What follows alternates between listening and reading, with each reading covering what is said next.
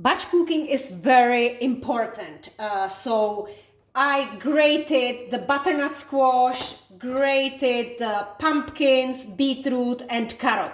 All of this can be done in 10 minutes, and then you store it in containers like this for even 1 week.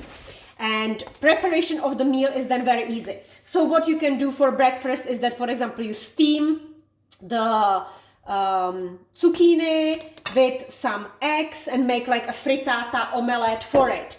5-minute preparation. Lunch. You can buy, if you like, tortilla. This is a carrot tortilla. This is a beetroot tortilla.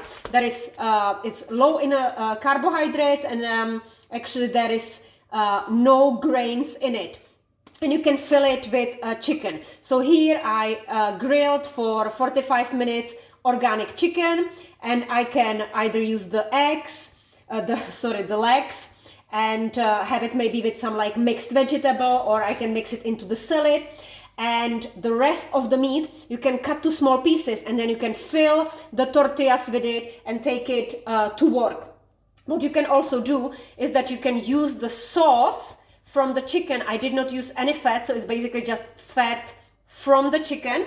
And then you can, in another pan, steam or like put there the butternut squash and maybe even some millet, and make a millet kind of couscous style, which you can again then store in the container and take it to work with you.